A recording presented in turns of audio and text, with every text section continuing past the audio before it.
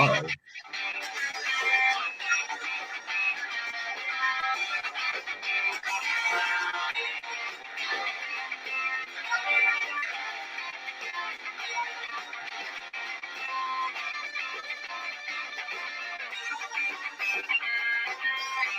Good morning, everyone, and welcome to the Mac, Jack, and Jim Big Football Show as we're here every Sunday, 8 to 10 a.m., live on Roku TV, YouTube, and Facebook. We're going to have a great show for you here today, folks, as we're going to be going through all the NFL news, the championship games. We'll have our previews of the AFC Championship, of the NFC Championship, and we'll also have one of my favorite guests, Robert Butler, in with his commentary in the NFL as we talk about all the big news. And let's get to that as I am Mac, your host, with your co-host, Jack, legendary boxing writer and Hall of Famer, serves mainly as our historian on this show. And, of course, we got the legend, Jim Jeffcoat, the best defensive end in Dallas Cowboy history, two-time Super Bowl champion. And so we're going to get on and we're going to get into the news first. And the first thing I want to talk about is the quarterbacks in the NFL. Tom Brady is reported going to retire, to the people he has talked to, the people closest to him. Brady has accomplished everything and anything you can as a quarterback in the NFL, guys. Been to 10 Super Bowls, won 7 with 2 different teams. He has almost every record there is possible by a quarterback. His kids are getting older, as we know. He's a wife, and he keeps his personal family business out of the news, which is pretty good for any big superstar. So what are your thoughts, guys? I mean, Jim, you did retire from the NFL after 15 seasons, I think it was. Yes. From the Bills after you played the Cowboys for most of your career. And Jack, sometimes it's just time to say, hey, that's enough. Brady, I mean, he could probably go another couple of years if he wanted to. But, he will use one word, Jack, that I've never heard Tom Brady use. Press conference. He was satisfied with the year the Tampa Bay Buccaneers had. I've never heard him say that, Jack.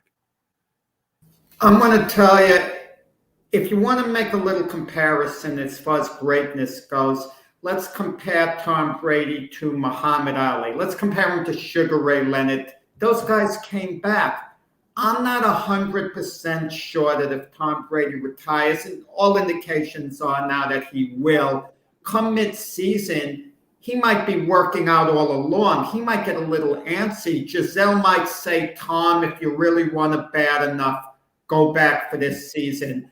So I'm not 100% sure we're not going to see something absolutely historic once again out of Tom Brady. He retires come mid-season. The Buccaneers or whoever, probably the Buccaneers, are in playoff contention, and he gets the itch to come back mid-season to make a run at it. I mean, I'm not 100% sure it sticks. Everyone is assuming it will, because keep this in mind, Tom Brady hasn't gotten beaten up like the typical NFL player who's retired. He's at the top of his game. He's probably going to finish runner-up in the MVP voting. And I know Jim mentioned earlier, well, age catches up to everyone. It hasn't caught up to Tom Brady yet. That's not the reason he's retiring.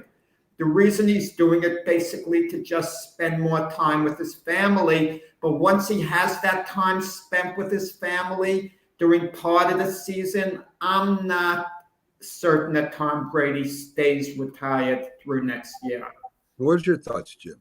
I disagree. And there's the reason I disagree. First of all, and we've heard all the reports and everything, but who is the closest to him? His wife, Giselle, his kids, his dad. And they all said, well, his dad said, that's not true. This is not true. Tom hasn't made a decision yet. These are reporters. And everything, there's a lag in news. So why not create this? He is, like you guys said, 44 years old. But who's the first one he's going to tell, hey, I'm done? He's going to tell his wife. He's going to tell his kids. He's going to tell his dad. Those things. So unless one of those people say it, then I'm taking it with a grain of salt. Is he at the top of his game? He's probably one of the greatest ever. I don't know if he is the greatest, but he is up there.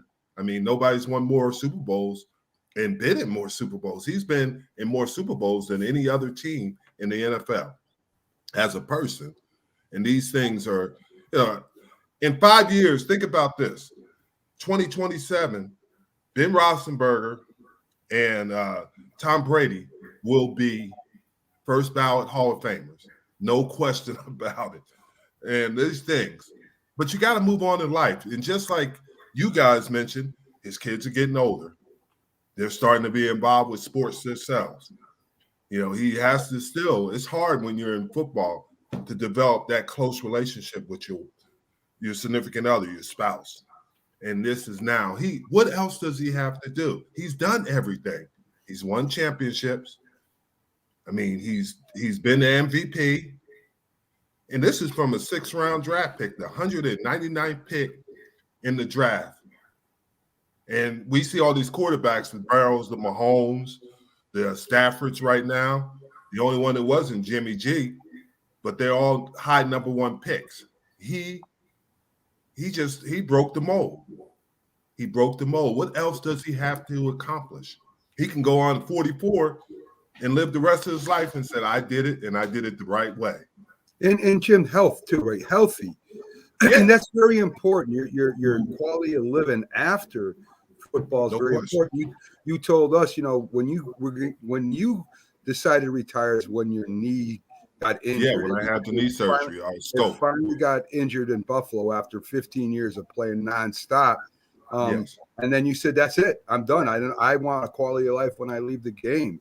And I think that's important to a lot of players now when they look back at some of the older players that, are hobbling around and really hurting bad physically and some even mentally. So I think, it sounds like the big Ben Roethlisberger story when people close to him were reporting that he was thinking about retiring, that he was going to retire. I think he will retire after pretty shortly. He'll announce it. I feel that way. Maybe not. We'll see. But we'll see what that. Yeah. And I'm not saying I take everything with a grain of salt until somebody that the agent Don Yee said that he told Bruce Arians this is not true. Yeah. Tom Brady told Bruce Arians that himself. So, right. And he understands how the NFL calendar works, and he has to do it at a certain amount of time. It might be money. It might be to help save the Tampa Bay Buccaneers money and renegotiate his contract so they don't have that big of a cap hit. Right. We don't know. I think there's a difference involved, guys. Ben Roethlisberger is kind of at the end of his line. He's not in his prime anymore, anywhere close. We can agree on that. Jim, you were a little past your prime. You're more like a situational pass rusher. You're right. You weren't quite the same player with the Cowboys. We can make the argument that Tom Brady, if you want to forget his age, is as good as he's ever been. You can make that argument, And the thing about it, too, with an icon like Tom Brady, he likes to go out on his own terms. He doesn't like the announcement being made for him coming over the news on ESPN. So he's not going to say, well, I agree with that. I think he does intend to retire. He's probably has made up his mind, but he wants to make the announcement himself. I'm sure he's probably ticked off that this came out. Yeah, but here's the problem with that, what you say, Jack. When he was in New England, they didn't have any quality receivers because they got Randy Moss when he was later in his career, Chad Ochocinco-Johnson, and they got all these players that were past their prime. But now, when he had Godwin, when he had the other receivers at Tampa Bay, they were pretty darn good. They had Antonio Brown, Evans, and now he was still Tom Brady. But he wasn't the Tom Brady we saw, and nobody is 4 or 5 years past. No, of course not. Of course so not. He was, and I hate to say that, but he was starting to get, and I said that earlier in the year, this is not the Tom Brady we saw in the last few years. Age is catching up. Age catches up with all of us. And it didn't look like age caught up. Guy, not like you, but it caught up with Ollie. It caught up even with George Foreman. It caught up with Sugar Ray Leonard. Age catches up to you. Yeah, guys, you know who's been Jack, overshadowed? wait a minute. Let's bring in Keith. Keith followed Okay. Tom Brady for years in New England, and Yep. he's been covering New England. Let's get his thoughts, and then we'll talk about the AFC. So let's bring in Keith Angle, host of TGI Sports Talk. Good morning, Keith. Hello, gentlemen. How are you? Good. We're doing pretty well, Keith. Let me see. You got a black screen right now because I probably switched you off too quick. I don't know what the heck. I just saw Keith. Yeah, well, we're going to bring him up again, and let's see if it works this time. I do see me too. There you go. Maybe it's on my end, Keith. Keith, I mean, you've been covering the New England Patriots for a long time, all the way since like me with Steve Grogan and maybe even Jim Plunkett as their quarterback. Jim Plunkett. Almost. Yes. Almost. I go back before Babe Pirelli. Yes, Jack does because Tony Eason. He goes back to Tony Eason. I love Tony Eason. Actually, that was it's actually an issue with me and a buddy of mine because my love for Tony Eason is unending. I think he could have been a great quarterback, and they screwed him up. So Yeah. Great man. Tony's a great man. Yeah. Great personality. So Keith, let's get your thoughts on Brady. Of course, it's been reported, not substantiated by any means and not confirmed by Brady, that he's retiring. What are your thoughts? I mean, you've covered him for a long time, watching him. What do you think is going on over there? I think there's a lot to be. I listened to some of the commentary here that Jim and Jack were sharing, and I kind of agree with both of them in a way. I mean, I don't know that Tom is sure he wants to go. I don't think he wants to leave the Buccaneers in a lurch. But based on some of the comments I've seen from him this week about the family issues that have gone on and him letting his family down and his wife down and them having to do some counseling because he didn't hold up his end of some bargains that they made.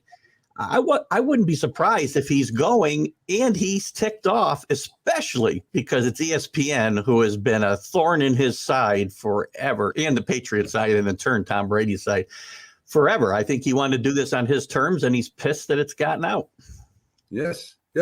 So Jack says Tom Brady is good as he ever was. I disagree a little bit. Jim disagrees. I mean, Tom Brady in his prime, I think, was a lot sharper. I think he's just and not much. I mean, he's still a great quarterback. I mean, next year he still would be a great quarterback. But to be like he was when they had the best offense in the leagues and broke all these records, he's not that anymore, Keith. Now, I've seen him miss more throws this year alone. And it just go back to the Rams game last week. Yes, he brought him back and played great. But one of the reasons they fell so far behind was he was not sharp. The whole team wasn't sharp in the first three quarters, obviously. But he wasn't sharp. He's throwing a ball at people's feet. I thought I was watching Cam Newton for a while. I mean, Also he's Philadelphia. Good. You know, he's still Remember the first quarter? Yeah. I mean, he's still in the top 10 quarterbacks in the league, probably. But he's not Tom Brady from, obviously when they beat Atlanta, let's say, in the Super Bowl for sure. So again, I believe he's going to. When I heard him say satisfied, I've never heard Tom Brady say I'm satisfied with the year we had. I've never heard him use that word, and that sounds like something that you look back on. You may look back on a year that you might not come back, but we'll see what happens. Tom Brady may decide to play another year, and that's great for Tampa Bay. Satisfied, you're right, is an interesting word for him to use because even in winning Super Bowls, he didn't want to talk about that one. He wanted to talk about the next one. Satisfied is an interesting word for him to use for sure. So let's get to the AFC game. I mean, it's a very interesting game to me.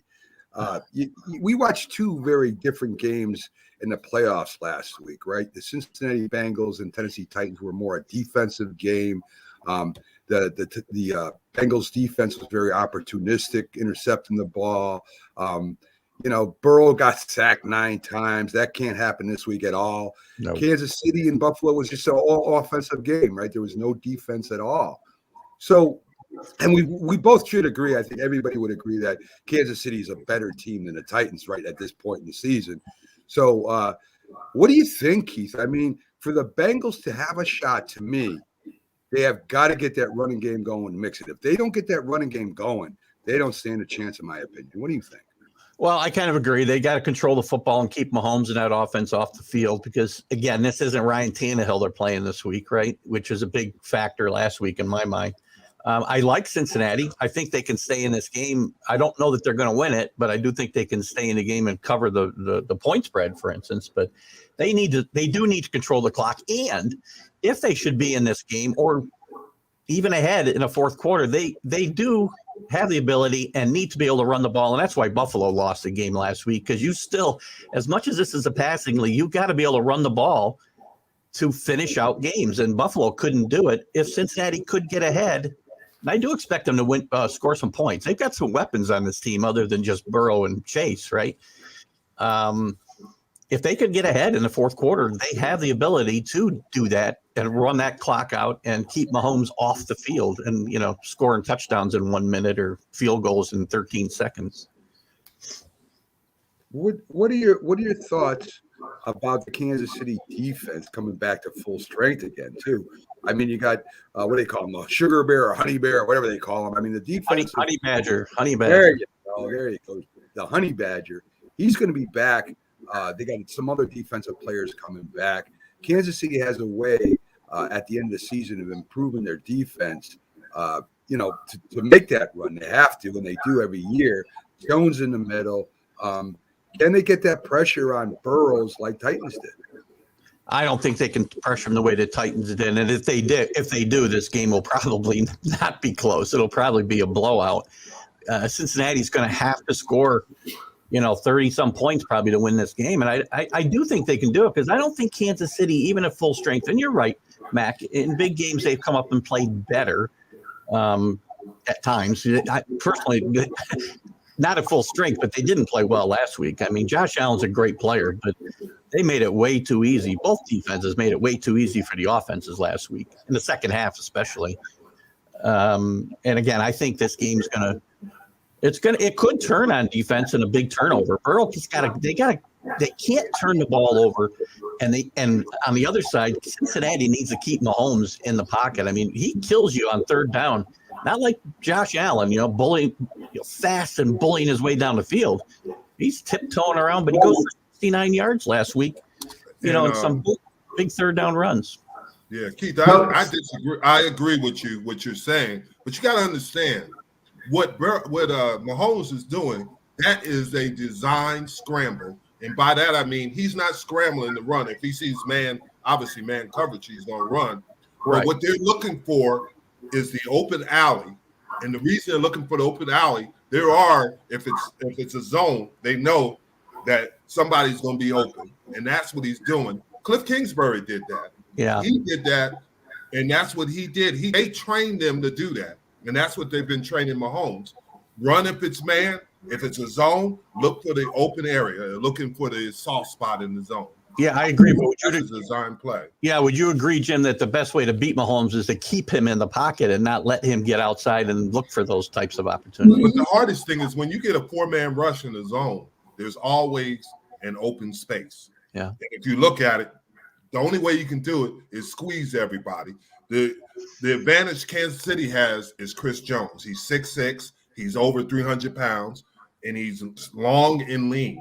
But you still got to squeeze the pocket because all he's doing is looking for the open area. And every time when you got guys like Kelsey, Tyreek Hill, and guys of that, and the other receiver, those Hartman too, cover for 10 seconds. Well, now it's really 5 seconds.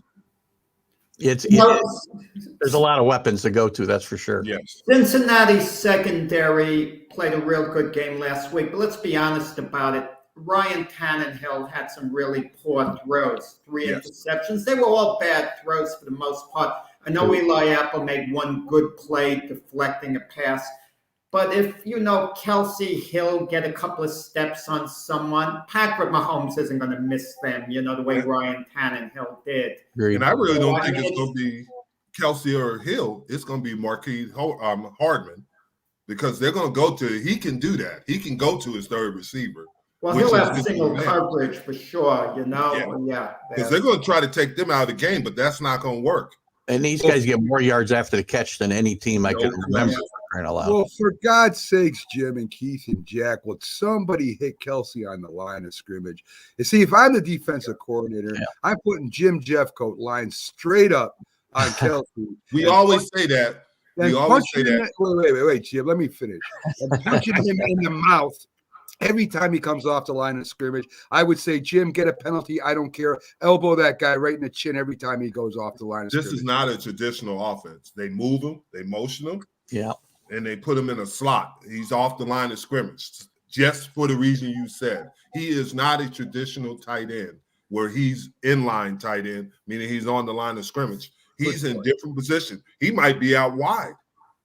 And you say, yeah, but you're going to try to put your safety to hit a guy that's almost 250 and over 250 pounds. No, I'm putting you out there. Kelsey's a tough guy. They tried it with a linebacker. You see what happened. I'm putting you out there, Jim. I told you, I put a 285 to 90-pound fast defensive lineman just to punch him in the mouth once. And that's what it sounds good in theory, it but does, it doesn't. it does sound pass rush. I think he thrives on that type of thing, though, too. You might just fire him up even more. Exactly. That's okay. Eventually, that chin would hurt. Keith, let me have your picks in the two games here. Who do you got? I'm going to take the, as I said, the Bengals to cover, but I think Kansas City's going to win this game 36-30. Okay. And in the Rams game, I think the Rams break the 49er hex they've had the last 3 years and win this game. Close game, though. Lower scoring game, 17-14. Well, I feel really good about giving my picks now since I'm going to be totally opposite yours. All right. Awesome. You'll probably win because I'm on a bad roll. Okay. Keith, thanks for coming in as you always do. We'll see you on Friday. Folks, go to TGI Sports Talk. He's live on Roku, YouTube, and he's also got a great Facebook site. Does a great job. Thanks again, Keith. We really appreciate you coming in. Enjoy the game, guys. Okay. So there you go, folks. Tight ends, Mac, just like hitting Kelsey at the line of scrimmage. It's just my impression. Certain tight ends are so physical, like a Kelsey, a Rapp, Gronkowski. Those are tough guys. If you try to hit them at the line of scrimmage, they might run right over you. And I don't think they're running over Jim Jeffcoat. They might run over. Yeah, but here's the problem and I agree with some of the things you say, but these are not traditional tight ends. Gronk might be, but Kelsey and Kittle are not traditional tight ends. Even the tight end from the Bengals, I can't even say his name, but he's not a traditional tight end. These are guys that can play. They're really, you know what they are? They're small forwards playing football because they can play in space. Well, and that's what happened. The first play of that 13-second drive, Kelsey was on the line of scrimmage and they just released him. And that's what I'm talking about, Jim. Every time he got in the line of scrimmage, I would have somebody on him. I would go with 3-man rush. I don't care. But I definitely would have a big defensive end on that guy. And then you also look at it where they got on Todd Bowles at the end of the game against Tampa Bay against the Rams. He blitzed them. Yeah. And it didn't work. Yeah. And everybody's saying, well, why would you blitz them?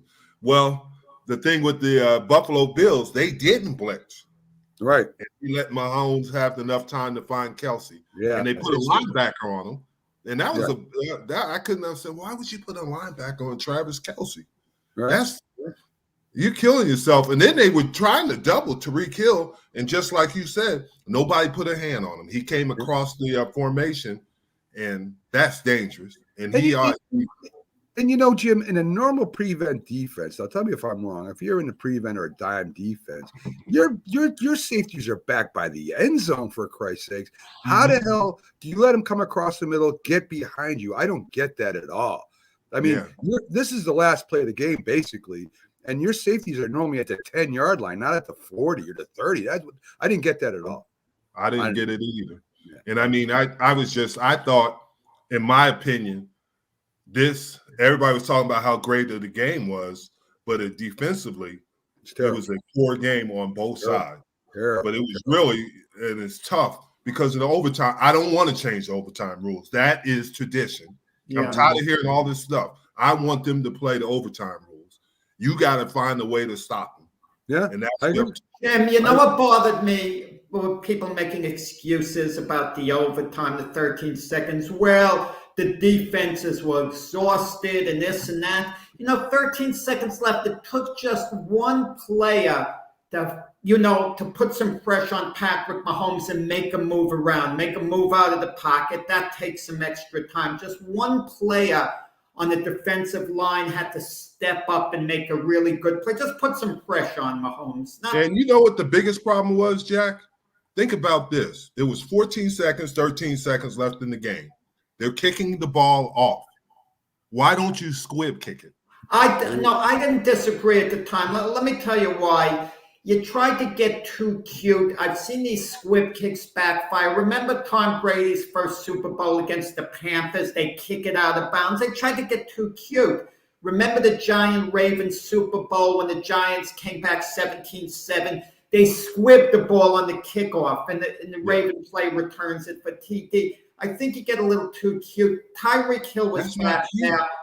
You don't want him touching the ball, obviously. I do. Tried to flip it. You pick it on a hard bounce. I want him to touch You think about it. That's 5 seconds. I want him. Listen, me and Jim, and I tell you, all the professional football players I have talked to, you want them to kick it to about the 10-yard line. You want Tyreek Hill to touch the ball. You want the seconds of the clock start coming off. You got to cover it. That's all. You got to make the coverage. Yeah. If you can't make the coverage, you deserve to lose too. Exactly. So I want Tyreek Hill touching the ball rather there than in the field when he's a wide receiver wide open. I'd rather him touch it there any day of the week. Anyway, let's real quick. Robert isn't in yet. Let's talk real quickly about Big Ben. Right, Big Ben is retired. 18 years of Pittsburgh Steelers quarterback, over 60,000 yards passing. Totally different than Tom Brady, right? He broke tackles to throw the ball deep while Tom Brady would get rid of the ball quickly. Two different quarterbacks, two great quarterbacks. Me and Jack have talked about it. Jim, what do you think? I mean, I think he's a first ballot Hall of Famer. Oh, no question. Yeah.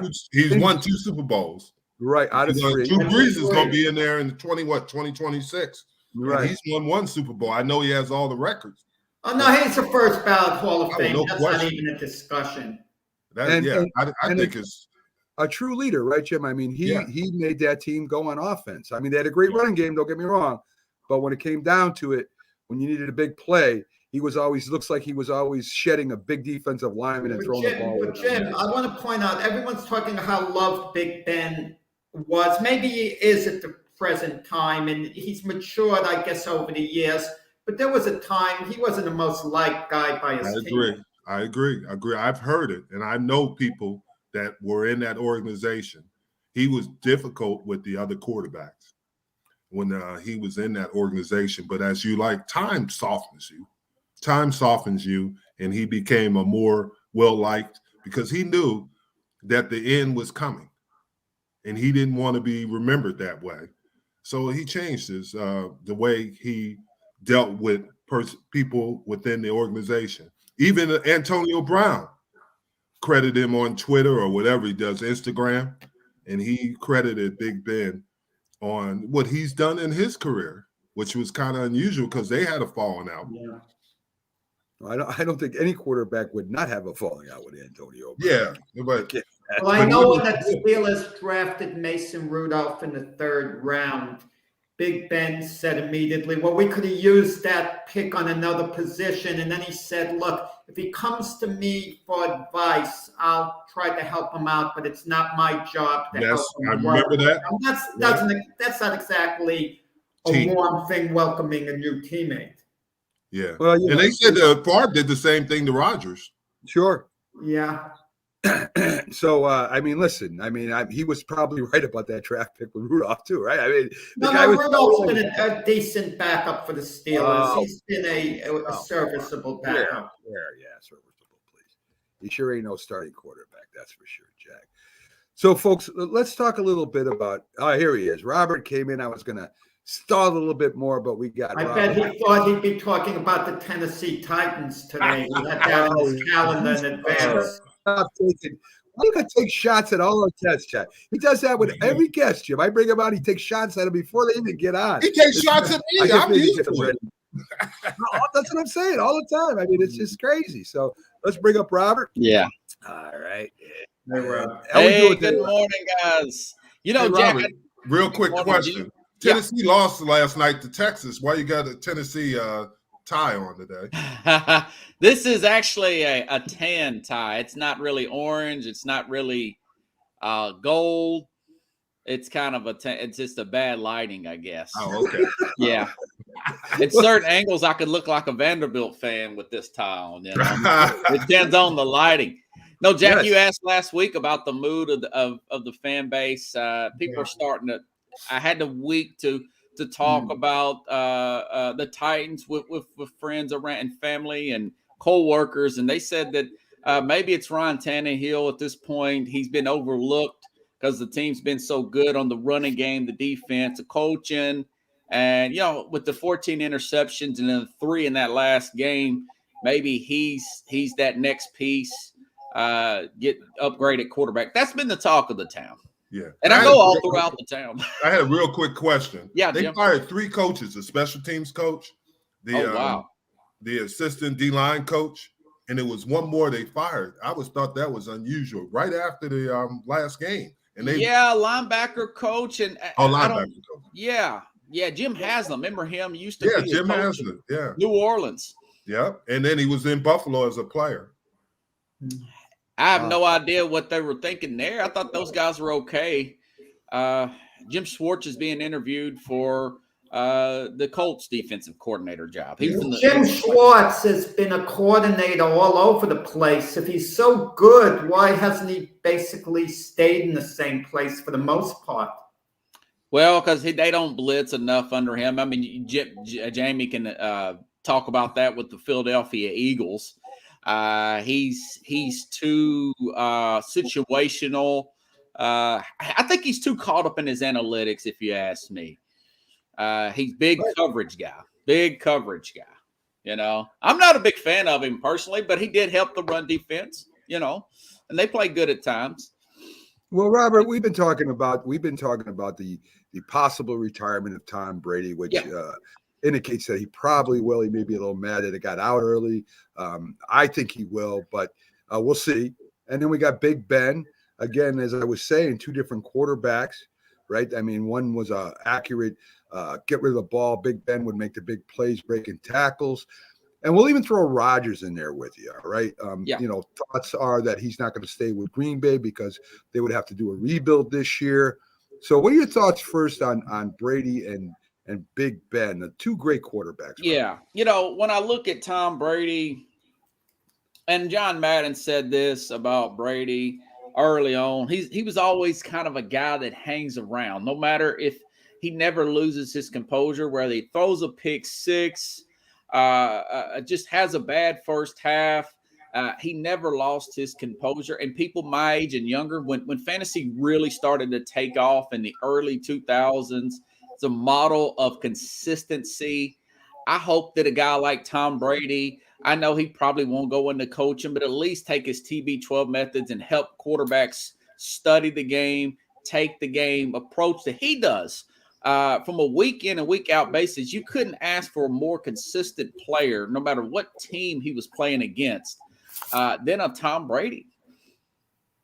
From the regular season to the playoffs, Peyton kind of cringed up in the playoffs sometimes. I thought, if you want to compare him to his, Peyton Manning and everybody. Mm-hmm.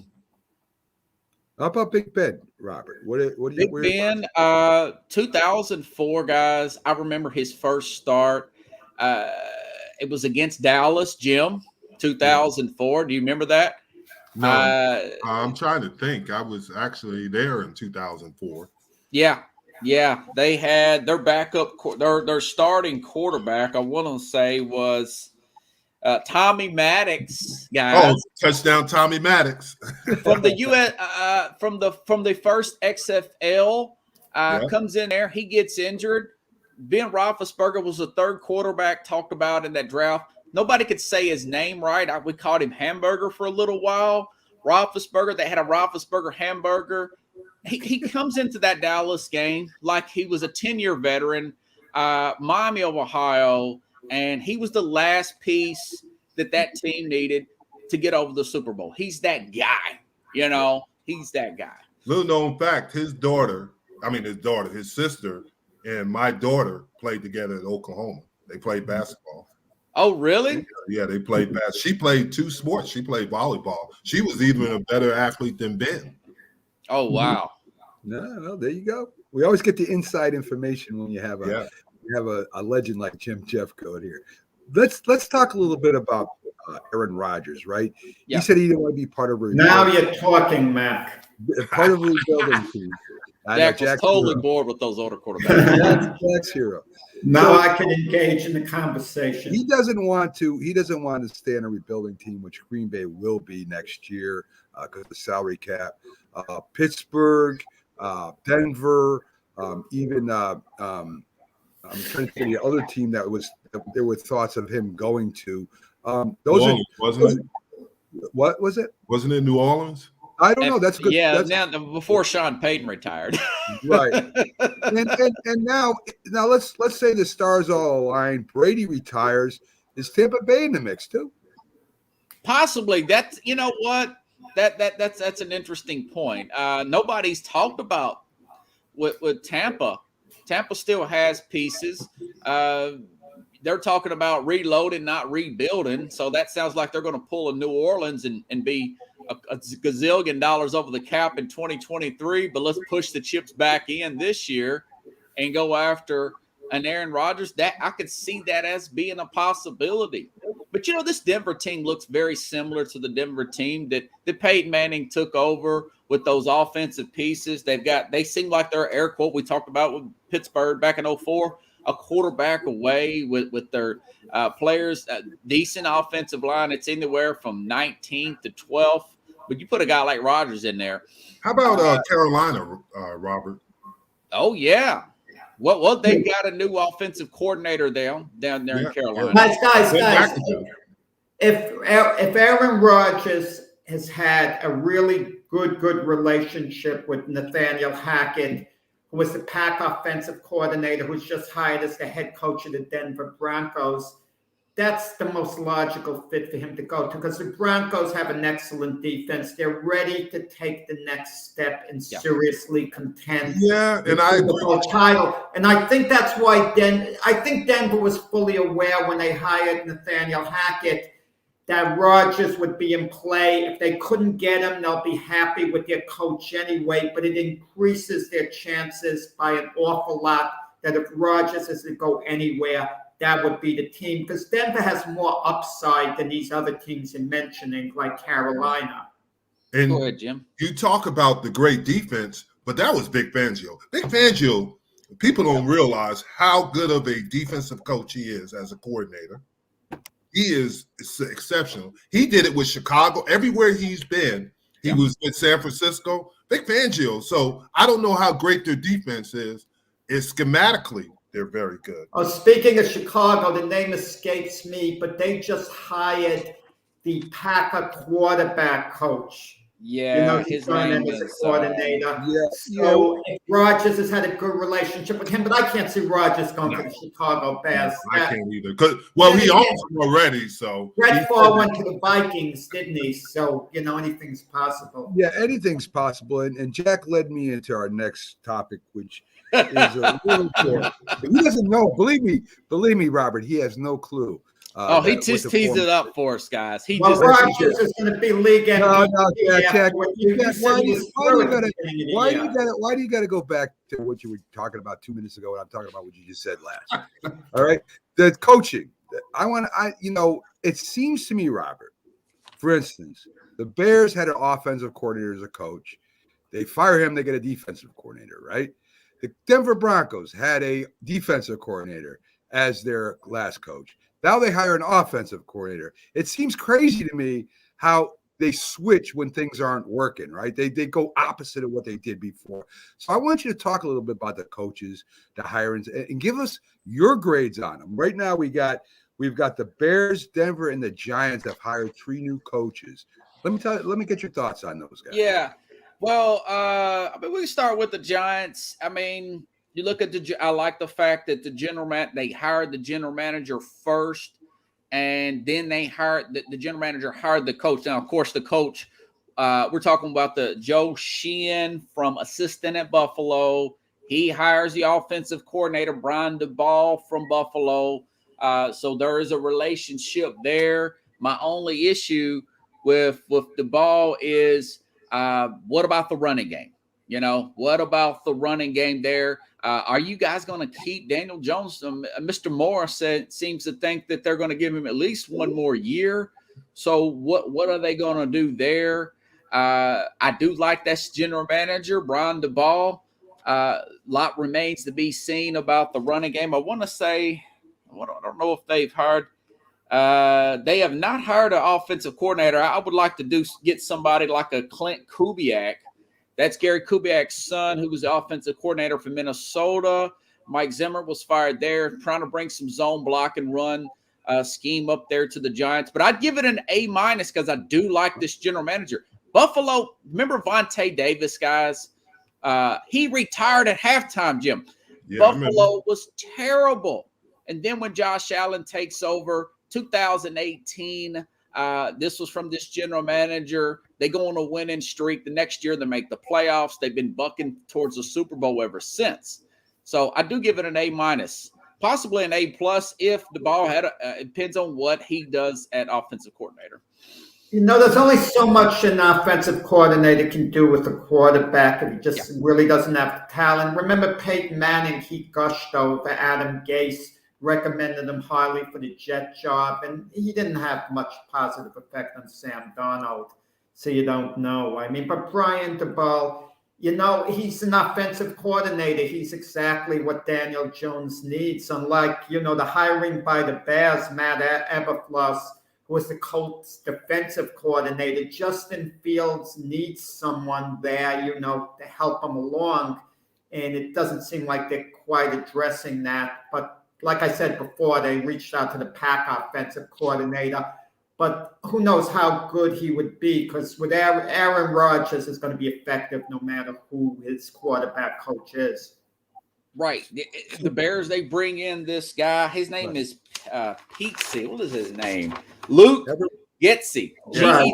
Quarterback coach. Yeah. 37-year-old, 30. So they went very young as an offensive coordinator to work with Fields. Now, Ryan Poles, 13 years with Kansas City, guys. Brought in guys like D Ford, Travis Kelce. Got some big Eric Fisher at left tackle. They need some offense. They have like the Giants, guys. They got issues at offensive line. They need to pump that offensive line up, get some balance there, get a running game going for Fields. If I'm a Bears fan, I'm very excited. There's a good combination of offensive defense there. And Poles, being 36 years old, you really got to kill it to get hired at that young age like that. So 13 years with Kansas City. I'm excited if I'm a Bears fan this morning. And what do you think about Denver? Denver was a team that was almost there, right? They came out quick. They kind of puttered out. They did beat some big teams during the year, teams that you wouldn't expect. So they go out and pick up a new head coach. What do you think about Hackett over there? Well, Hackett is, him being fit. I think he's an older coach too, 42, excuse me. There's such a youth movement in this league now. Been with Aaron Rodgers for since 2019. You look at where they rated. We're going to see about the defense. You're right, Jim, about the coordinator. What did they do at coordinator? What do they have to give up to get Rodgers if they do go that route? They've got $40 million in cap room. They're doing pretty good as far as cap is concerned. That's a big deal. So they can do some fluctuating there. And Rodgers, if they get Rodgers, will have guys like Noah Fant, Jerry Jeudy, Tim Patrick, Cortland Sutton. He only trusted Devontae Adams there at the end with the Green Bay Packers. So a lot more Javonte Williams, Melvin Gordon. Just a good balance there in running game. They're going to be able to, if they get Rodgers, they'll be able to compete with Mahomes and Justin Herbert. So this could potentially be an A+. This could be Peyton Manning 2.0 possibly. Yeah, you want to know something, Roger? Yeah, go ahead. Go ahead, guys. No, all I was going to say, and also you got to remember that Hackett was born around the game because Paul Hackett obviously was San Francisco, Dallas, Pittsburgh in college and everything. So he was born around the game. Yeah. Yeah, he's very funny too, Jim. His uncle was Buddy Hackett, famous comedian. What were you going to say, Jack? Yeah, I mean, you mentioned Rodgers hasn't said he wants to go anywhere unless there's a rebuild. As long as they're not rebuilding, look for him to stay with the Packers. You mentioned the Carolina Panthers. One of you guys is a possibility if he was to go anywhere. Now, they have a new offensive coordinator, Ben McAdoo, and he had that fiasco with Eli Manning. Yet Eli Manning praises him because they were together for a few years. You never know, especially when you're a veteran quarterback and you're set in your ways. You want to be the boss in that relationship with your offensive coordinator. If you're an iconic quarterback, you don't want to be his pupil unless you elect to be his pupil. Carlos makes a good point about Denver. Denver they're going to sell that team. So we don't know who's going to buy it and how they might change it again in next 2 or 3 years. So you better be successful quick. Yeah, George Patton, the general manager, he's trying to put together something good to sell to the new owner. It's what it sounds like. Maybe ownership's giving him the directive, hey, you bring an Aaron Rodgers in here. We've got all these pieces. Maybe up the value a little bit when we go on to new ownership coming in the next year. And Rodgers ain't going to play 10 years there. This is a 3 to 4 year deal. And you're right. Matt Rule's on his last leg, I think, at Carolina, going back to them. They're going to have to make a big move. That they have this guy Tepper, that owner, seems like he's very impatient and pushy. I got a feeling Matt Rule's probably going to be back in college next year, not unless they hit a home run somewhere. Matt Rule has 5 years left on his contract. So if they fire him at the end of the year, they got to pay him, the owner, for 4 more years. Owners hate doing that, paying the guy 4 years for doing that. For them, it's not that easy. That's why owners hold on to these coaches long, and not because they want to give them another chance, because they owe them all this money. I disagree. They're billionaires now. They're firing guys after 1 year. David Culley after 1 year. You look at the Urban Meyer 1 year. Well, they don't want to pay Urban Meyer. That remains to be seen. They say they're not paying. They owe Culley $17 million. $17 million. That's astonishing. Let me tell you, David Culley's someone of principle by standing behind his coordinators. But if you know they have to pay you $17 million if they fire you, it's easier to have principle and stand up for guys if you know you have that money coming to you. That's true. Jack and I think they're richer now, guys. They're even richer. Hey, it's easier to do. Robert, I hate talking about what ifs because what ifs really don't mean nothing. Whatever's over is over, right? And I don't like talking a lot about home field advantage either because I feel a team going into another's home field would love to beat up that team in front of their home fans. But let's play what if for a minute just in this circumstance. If Buffalo had home field advantage, and if Cincinnati has home field advantage this week, is it a different game versus Kansas City when Kansas City really doesn't play in this kind of raw elements up here? If Buffalo played at home against Kansas City, do you think Kansas City still wins that game?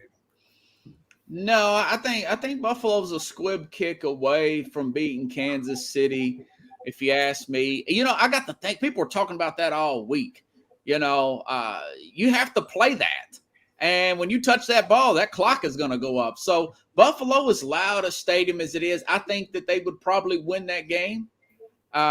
Kansas, I think Cincinnati, I think they have a really good chance, Kansas City or Cincinnati. They held Kansas City to 3 points in the second half of that game. The defensive coordinator, I think his name is like Arenado or so. I can't remember. It's something like that. Yeah, it's really hard to pronounce, but it looks like they knew what Ryan Tannehill was doing before he did it. Bountygate comes to my mind, but I think, kidding. Good film study. They're really buying in to what this defensive coordinator is telling them. Nobody talks about the defenses, but Cincinnati has got a better than advertised defense, and I wouldn't be surprised if they'd go up there and beat Kansas City. Well, you know something, Your quarterback, guys. You talk about film study, they would have to be looking at a very long movie to figure out Kansas City's offense. I mean, Yeah. that's one of those 2.5-hour movies that you don't like watching. Robert, thank you for coming in as you always do on Sundays. Next week, we're going to have biggest disappointments and surprises of the NFL. Love to have you come in and join us in that segment too before the Super Bowl. Folks, check out Sports Scope. He's live on Roku. He's live on his site. He's in Instagram. He's everywhere. So look for Sports Scope with a K. Robert Butler does a great job, especially with all the biggest news in sports. Robert, again, thanks for coming in and enjoy the games today, buddy. Yeah, you too, guys. Have a good show. All right. Right. Thank you, Robert. So there you go, folks.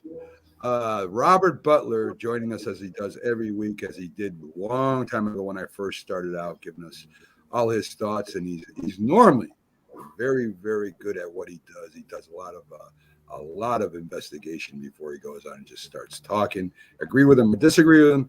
He's got points he makes all the time. So, folks, we're going to take our first break for today. We're going to be coming back on the other side with the Philly sports guy, Pags, who will be giving us our AFC preview, talking a little bit about what he thinks about the NFC story, folks. What he thinks about the game coming up between the 49ers and the Rams. And as we go through this week in the NFL sports we still got a few things to talk about. And we'll be breaking down the games later after him, as we do every week, to earn our big salaries we get here, folks. So we'll be right back after these messages. There you go.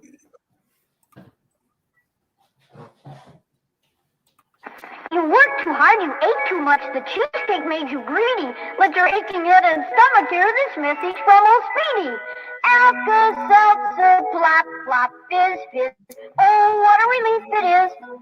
Plop, plop, fizz, fizz. Oh, what a relief it is. Those Speedy bubbles relieve your upset stomach and headache fast. For acid indigestion alone, Alka-Seltzer Gold.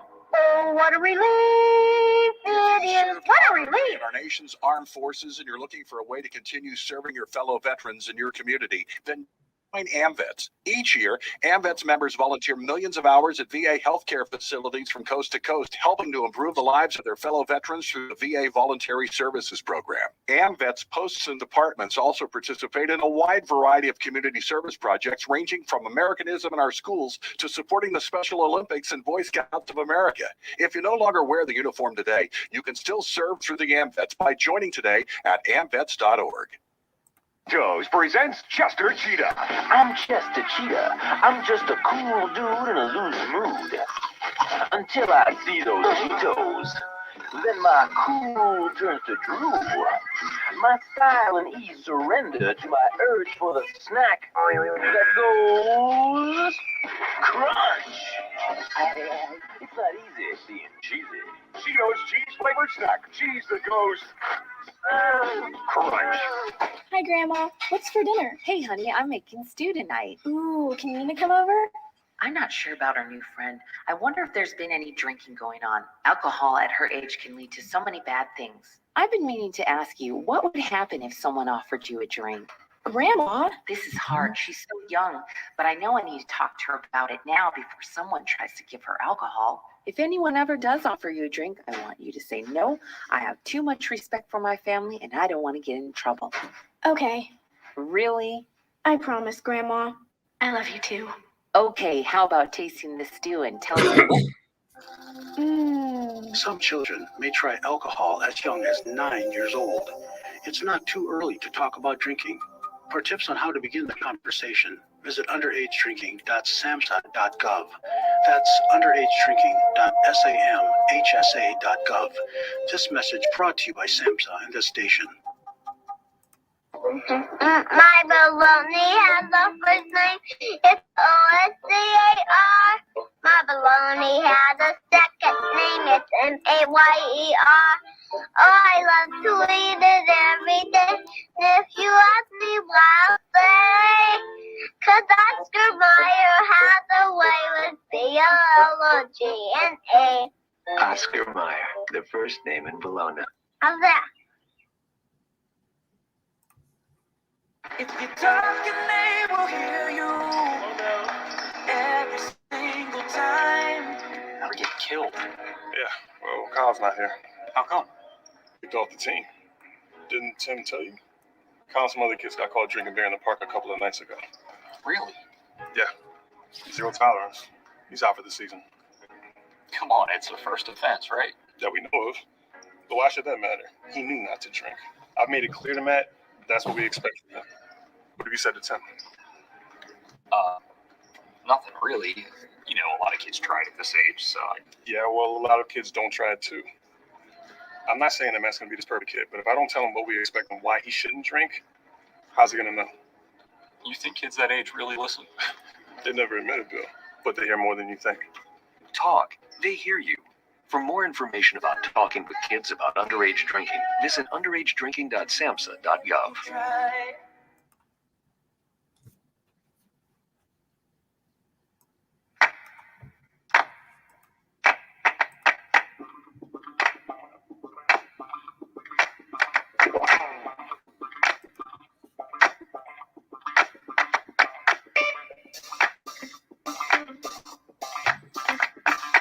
Shit.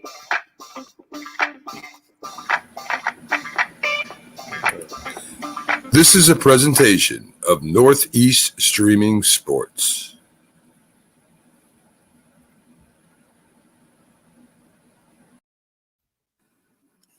Good morning. You're listening to the Mac and Jack Sports Show on Northeast Streaming Sports.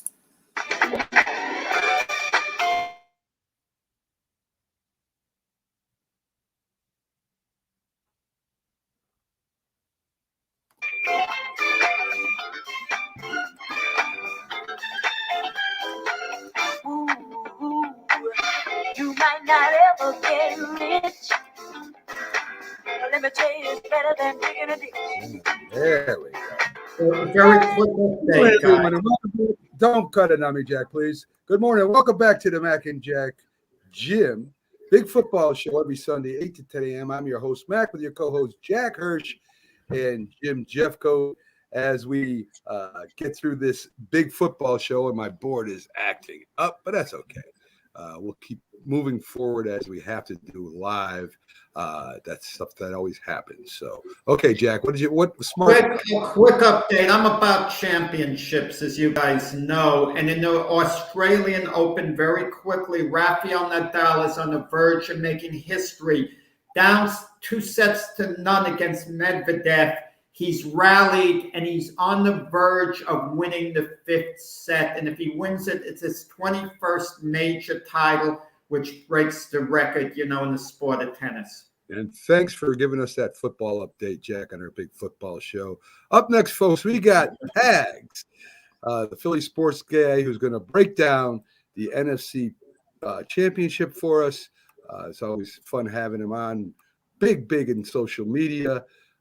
Always on the road following his teams. And, I mean, he's just one of a kind when it comes to this. Let's see if I can find him.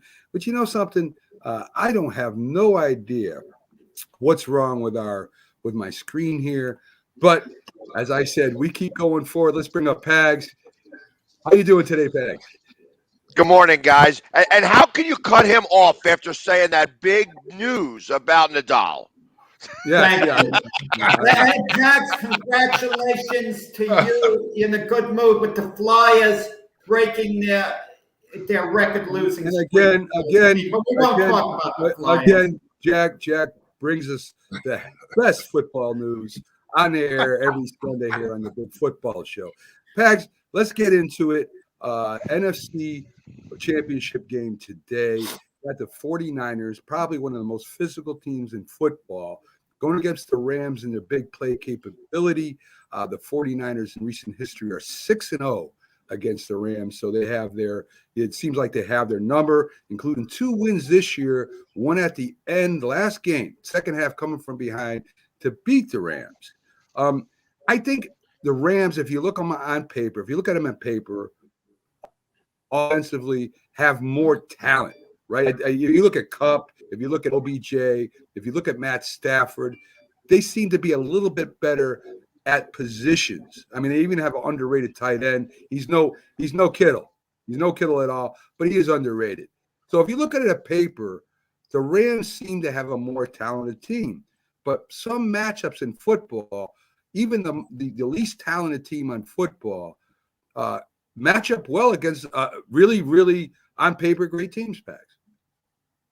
Well, I think back a couple of years ago when the Rams went to the Super Bowl, and they were also that year swept by the 49ers. I'm not even sure if McVay is if he's beaten the 49ers ever since he's become head coach of the Rams.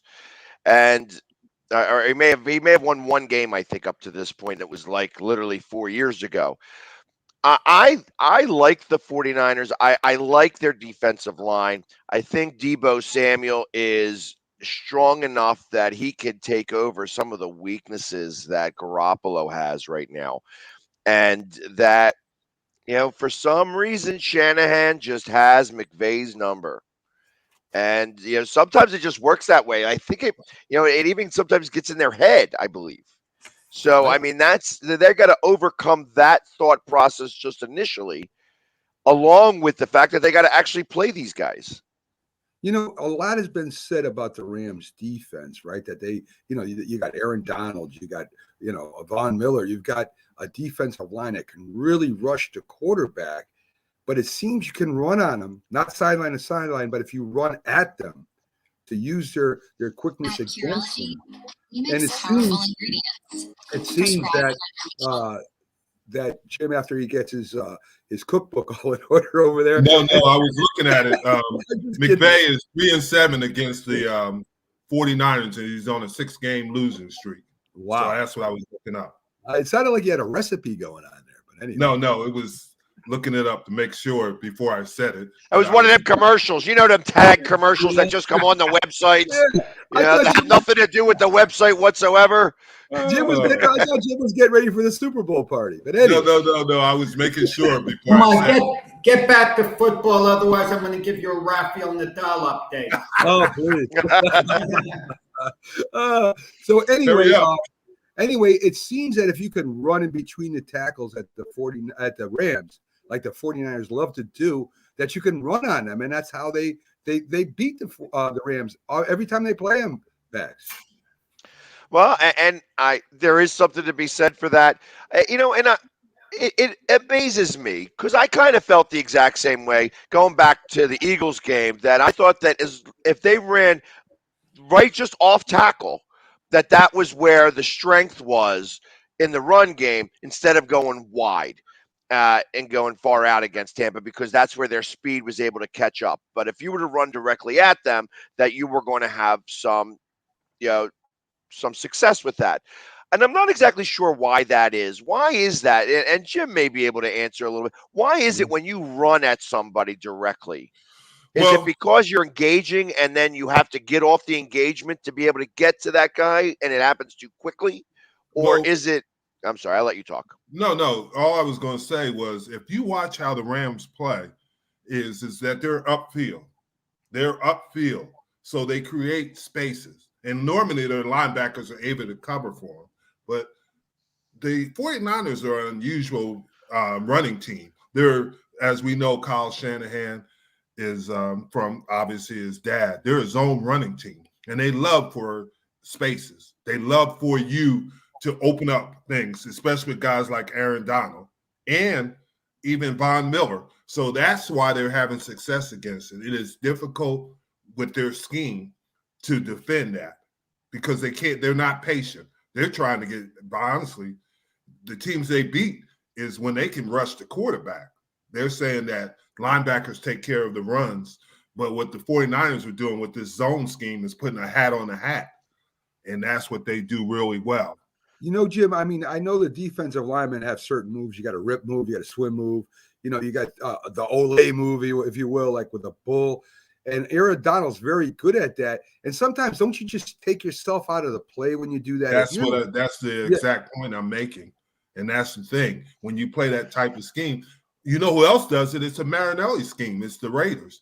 Because I spent time with Marinelli from the Raiders, And he said the same thing when he was with the Cowboys. He said, he tells his linemen to get upfield. Don't worry about playing that run. You're going to get a lot of tackles for loss, and the linebackers take anything that breaks the line of scrimmage. And that's essentially what the Rams do.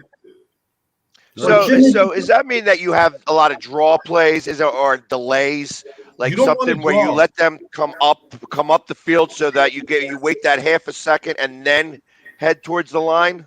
You really don't want to draw. What you want to do is zone. By that, I mean the running back starts and he goes downhill as fast as he can because those linemen are getting up, and they bring the offensive linemen on those linebackers. So they have hats on them, and we call it having a hat on them. So the problem you have is now your linebackers got to get off of plays. And most of the time, the offensive lineman is big enough to shield them off. And that's difficult for linebackers when they're getting hit all game, and that's what San Francisco does a tremendous job of block. They did it to the Cowboys, and the Cowboys are really not an upfield team. But if you watch the game, what they did is schematically it is tough. And if you go back to Shanahan when he was with not Joe Gibbs, but when he was at Denver, that's what they were. They were really a zone team, and that is difficult, because there's always creases. And Tennessee does well with that too when they're at their best. They do a great job at zone blocking. Yes. So Pags, so the defense of the 49ers is very physical. They control the line of scrimmage. They stop the run, but they're still able to get pressure on the quarterback. Matt Stafford is good picking up the blitz. In fact, the stats with him against the blitz beats him all the time. San Fran can get pressure on you with, of course, their front four. And if you can knock him around and make him move and rush his throws, he becomes less effective then. I agree. And I don't trust Matt Stafford. In fact, that's probably one of the reasons why I'm actually siding with the 49ers in this game. I think that, he hasn't been in this moment. And I wonder if this moment's going to be too big for him. Anytime he's had a really big game that he's had to win, he has not done so. Now, obviously, he got through Tampa. He was able to beat Brady, even though he tried his best to give that game away. And I think that he's going to have that extra half a second worth of thinking before he throws the ball, and that's going to be the difference, that they're going to get to him a lot today, and that it's going to be a low-scoring game. I don't think it's going to be like the last game that they won in the last seconds with the last-second field goal. I think it's going to be much less scoring, and it's going to be a strong defensive battle with a lot of field goals. I feel the pressure's really on Jimmy G, who could be very erratic. I mean, he's more erratic than Matt Stafford is. And a key player, maybe the most important player, is Trent Williams. He's questionable. He says he's going to play, but he's hurt. And they could rush, who's he going to be blocking? Is it going to be Aaron Donald? Is it going to be Von Miller? Is it going to be Leonard Floyd? I mean, what are the Rams going to do? Are they going to keep switching up? Are they just going to are the Niners going to put their best blocker, Trent Williams, on Aaron Donald, who's the best of the three pass rushers? But the other two could be pretty devastating as well. Well, you saw that they were putting him out. Were putting him almost like as a fullback and putting him in motion and things like that. That's the way to get to be able to get an Aaron Donald or Von Miller, so that if you have your best guy, where he's not engaging every play. That's the thing. He's going to be able to sometimes get to the second level and go up against a linebacker. And even at 60%, Trent Williams beats a linebacker every day.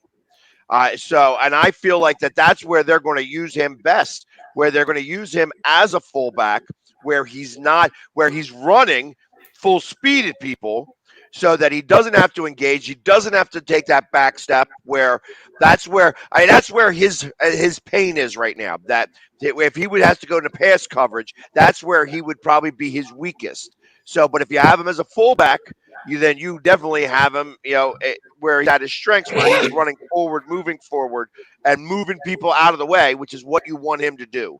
And I think that that's going to really come into play, especially with Deebo Samuel running up his butt. You know what I mean? I think that you all he's got to do is give him a little bit of space, and Deebo's gone. We do talk about the Rams' weapons, but San Fran does have some weapons too. Yes. But let's get to the Rams. What do the Rams got to do to beat the 49ers finally? They got the big play capability with Kupp and OBJ. They got underrated tight end. Their running back hasn't been running great, Akers, but he's a threat to catch the ball out of the backfield. So what do the Rams got to do to beat the 49ers this time, Pags? They got to win. They got to win the line of scrimmage during their big package. If they go to if they're going to 4 and 5 wideouts, I think they lose this game. They have to win in their big package. They're going to have to bring in the extra tight end. They're going to have to give extra coverage, and then they're going to stay on the smaller passes, the 5 to 10 yard passes. They can't go long. They got to get the ball out fast and win on those downs. First and second down is where they got to win this game, and they got to sustain it through 4 quarters. The Rams are a first half team and trail off in the fourth quarter because age starts to catch up to them. The 49ers, in retrospect, are a second half team. So they're going to start to come on strong. They don't care if they give up a little bit of a lead in the first half. In the second half, they feel like they can come back and take it over and win the game. So I feel that first and second down is going to be really big. They got to win. They got to win the downs where they're in big package. Like I said, if they're on 4 and 5 wideouts, I feel like that the 49 that goes to the 49ers' strengths, not the Rams. And they can neutralize Kupp because they can get in at Stafford. And if they're getting in, they're getting their hands in his face, they're blocking passes and possibly hitting him a little bit. He's going to start thinking a little bit, and it's going to start to mess up the flow of the game for them. So that's what I think the Rams got to do. They gotta be able to have extra blockers in, make sure to protect Stafford, get the ball out in the 5 and 10 yards flat. You don't want to go long because I think that the 49ers cornerbacks and safeties are good enough to be able to cover those plays. You got to get out where they're in that linebacker area, in that space, we'll say, to be able to get those passes, get it out fast, get first downs, move the chains, and just keep doing it and keep it sustained past 2.5 quarters. That's a good point. That's a good point. So your picks, Pags, we got both championship games. Kansas City favored by 7 and the Rams favored by 3.5. Who do you got? As much as I love Joe Burrows, I think that the train ends, unfortunately. They find out today who they are. And I think that it's, although their future is very bright and they took a tremendous step, that the Chiefs are going to be a little too much. And I think that it's, Andy Reid in these circumstances, he's learned from his mistakes. He's done the things that he's needed to do. It's hard to bring a team to 4 championships in a row. He's done it now twice, and he's got a Super Bowl under him. I think he gets his second one. In a couple of weeks here. So I have the Chiefs covering, but under 31-21. And what do you think about the NFC? Who are you picking there with the points? I think this is a field goal game. I think that it's going to be hard to get in the end zone. That each team is probably going to do it once. But if I was a betting guy, that the field goal kicker is going to score more points for both teams than anybody who actually scores touchdowns today. And I actually have it 19-13 49ers. All right. There you go. So, folks, thanks for coming in, Pags. Next week, as I told Robert, we're going to talk a little bit about the NFL year in review, where we talk about the surprises, disappointments, some players, the coaching moves, all kinds of stuff. Coaches fell flat on their face, which kind of got ripped off, even coaching well. We're going to cover all that. I'd love to have you back next Sunday as well as you come. So I got a question because I was listening to you guys a little bit earlier, and I heard you talk about Roethlisberger, and I have opinions about Roethlisberger, and I'm not going to go too crazy to share them right now. But do you feel that some of his history will stop him from being? I think he's a Hall of Famer, So I don't. But do you think that may stop him from being a first ballot? No. No, definitely. He's easily a first ballot Hall of Fame. The voting won't even be close. Easily. No, he's a legend over there in Pittsburgh, and a team that's legendary, right? An organization that's legendary. I would say he's as good as Terry Bradshaw, easily. More accurate. That's a great debate. Who's the greatest Steeler quarterback? Between Bradshaw and Roethlisberger. You could have a lot of fun with that debate. So yeah, I mean, I know he's done really well with Pittsburgh, and I just, like I said, it's, when you have writers that are getting involved, and who's going to bring up some of the bad stuff that he's done, and I for one am somebody who's always, hey, you can always give somebody a second chance, and I believe, I'll be honest, because you were talking about how he changed his demeanor. It was after he got in trouble that his demeanor changed, and he became a good guy. So I mean, so ultimately, sometimes you need the smack in the face to get woken up. I'll tell you the crazy thing, Pax guys. Ben Roethlisberger, there was a real chance of him being drafted by the Giants if this Eli Manning scenario didn't quite work out. Could you imagine how the tabloids would be in New York with Big Ben's behavior early in his career? Unlike Pittsburgh, it would have been front page stuff all the time. Yeah, I tell you what, though, if he had the same type of career in New York as he did in Pittsburgh, they wouldn't have cared because they got Super Bowls. You know what I mean? They had a Super Bowl very early in his career, so that would have made the biggest difference. They wouldn't have cared if he shot somebody and killed somebody. They didn't really care when Plaxico did it. Or himself, as Plaxico did. The thing is, Baseball Hall of Fame and NFL Hall of Fame are two different animals, and thank God for that. I agree with that. Paz, again, thanks. See you on Friday, folks. Check him on TikTok, on Instagram. He's all over the place. We got some of his VODs, videos on demand, along with the NFC East show over there on Roku. Check him out there too. Pags, again, thanks for coming in. We love having you. I thought I saw him at the Australian Open. Yeah, by the way, looking at the doll. Back in one, he set the record, 21st major. I don't know whether to remove Pags or remove Jack right now. I might remove Jack. We broke that info here. Mac doesn't respect the people in Europe who. Oh my God! I feel like getting started. Pags, thank you for stopping in as Jack continues to talk over me. Thanks for. Hey, listen, and since we're all talking over each other real fast, hey Jim, I'm going to be getting a hold of you because your friend, a buddy that you won a Super Bowl with, is actually the vice president of the USFL football operations. So I may want to get. I want to get in contact with somebody from over there. I thought maybe you might be a good contact. This show goes off the tracks. This is something Pags can talk about off air with Jim. Take it easy, Pags. We'll see you Friday. Buddy. Have a good one, guys. Oh my God, I feel like a rooster in a chicken house sometimes, guys. Trying to keep the chickens in line. Folks, we're going to try and get out of here for a few minutes. We'll be back, and me, Jack, and the legendary Jim Jeffcoat will talk about our picks and break down the games. A little bit more NFL news because I haven't got to everything yet. So we'll be right back after these messages.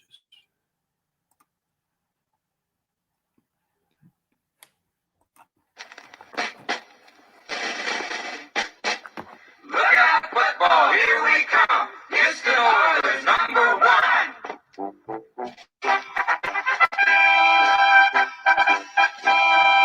Houston has the Oilers, the greatest football team.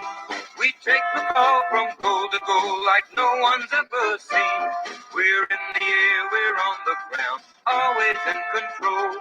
And when you say the Oilers, you're talking Super Bowl, 'cause we're the Houston Oilers. Houston Oilers. Houston Oilers, number one. Yes, we're the Houston Oilers. Houston Oilers. Houston Oilers, number one.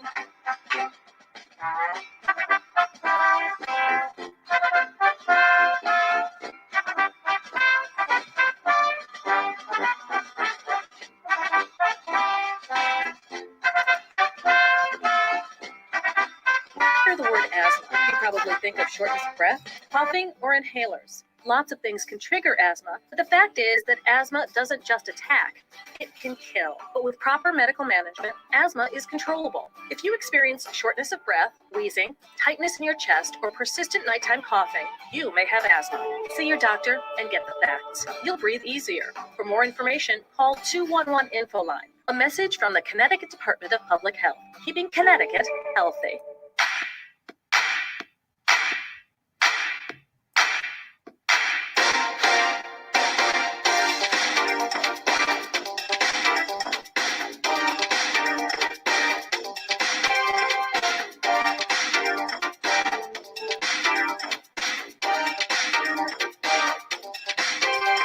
San Diego, Superchargers, San Diego, Chargers, San Diego, Superchargers, San Diego, Chargers.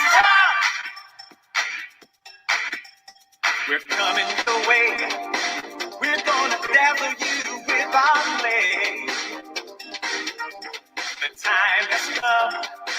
You know we're shooting for number one. With thunderbolts and lightning, we'll light up the sky. We'll give it all we got and more. With the Supercharger drive. When it comes to alcohol, kids make choices whether to drink or not. Bye, Dad. Bye-bye. Remember, I'm going to Alex's party tonight and sleeping over. Hey, have a seat for a second. Remind me about that party again? Alex is just... And adults make choices whether to talk about it. That's true of parents and every other trusted adult in a kid's life. Kids want to know our expectations when it comes to alcohol and other drugs.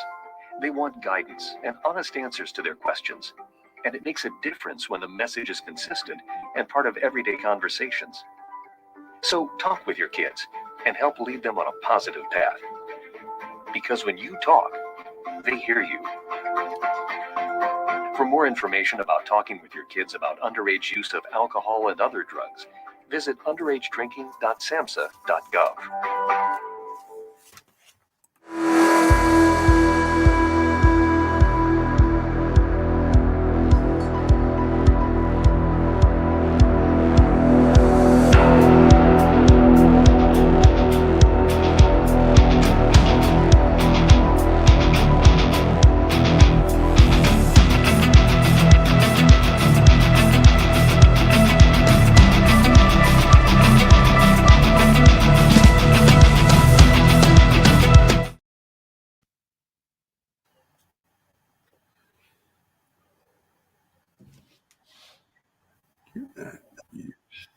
It just might be the greatest sports franchise in the history of sports. A place where legends are made, and there's always something to talk about. Get ready to immerse yourself in pinstripes. Start spreading the news, hosted by Paul Semendinger and E.J. Fagan, a couple of doctors with a prescription for Yankee fever. And now, here's Dr. Paul Semendinger and Dr. E.J. Fagan. Get ready to start spreading the news.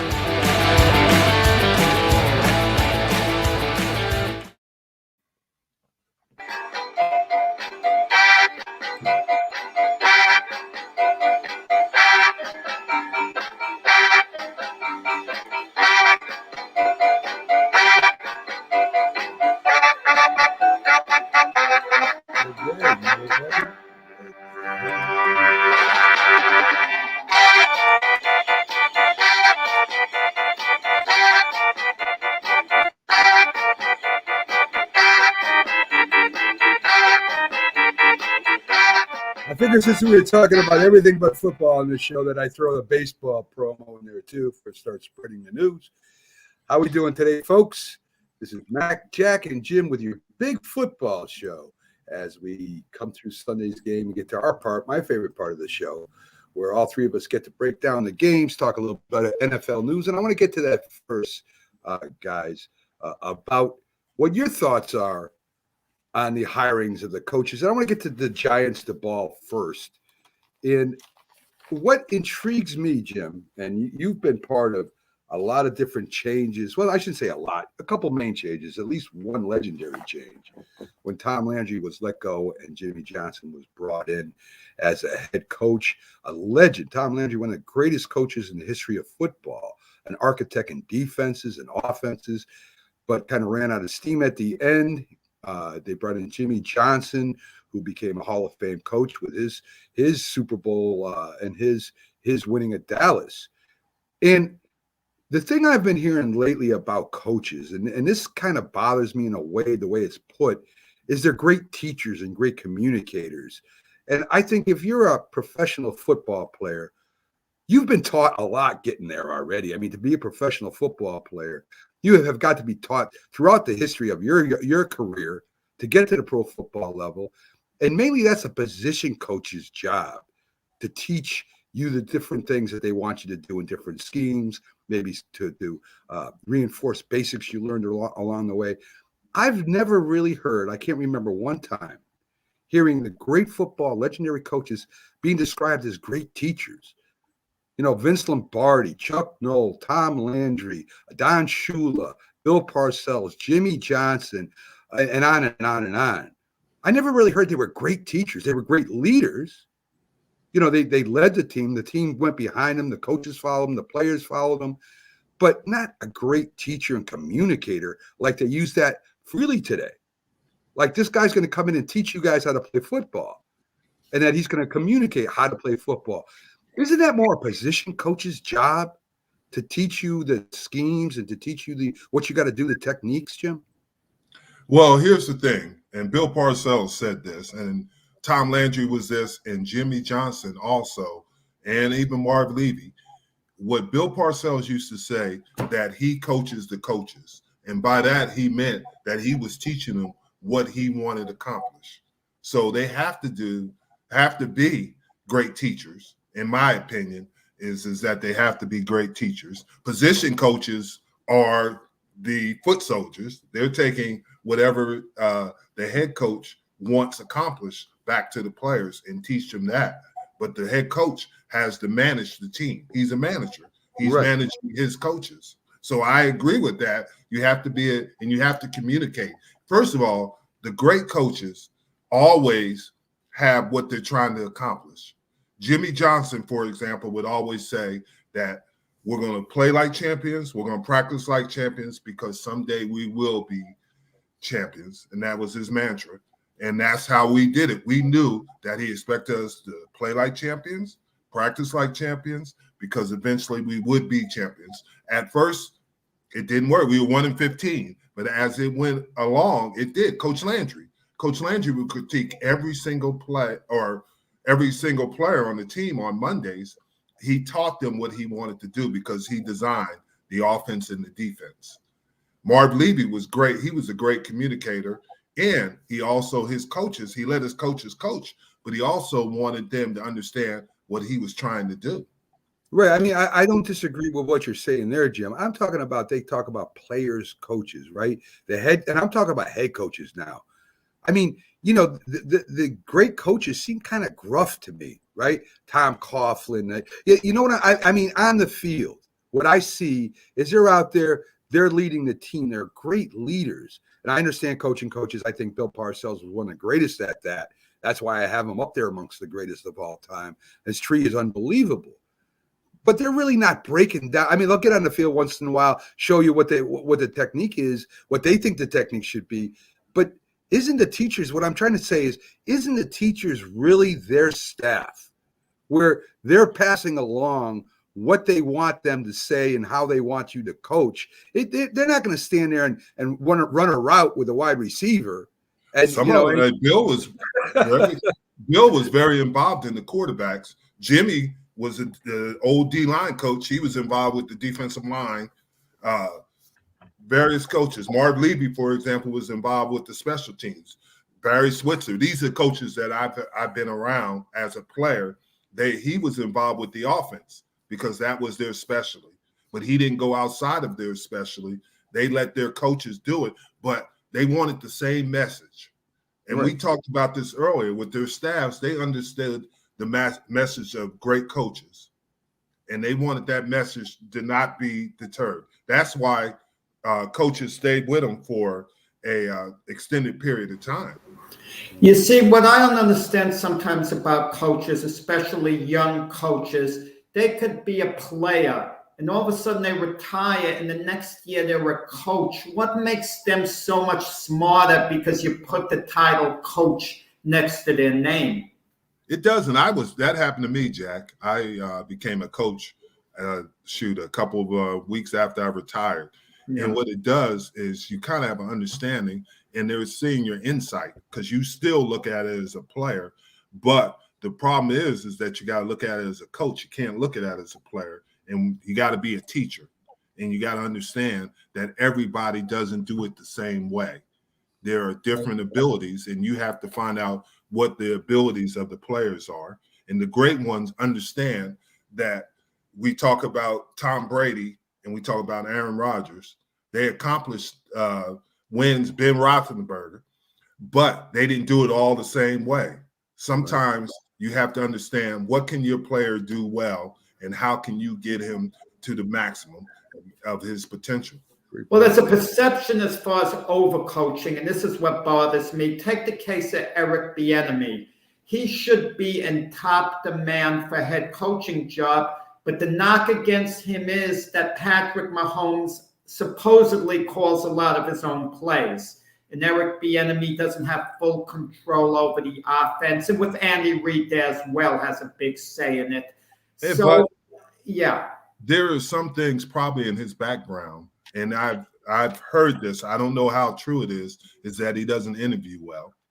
And when he goes in for those interviews, and that is a concerning, because when he's now, just like you guys are saying, that he's going to be ahead of it, and he has to have, okay, these are the things we want to accomplish. This is why.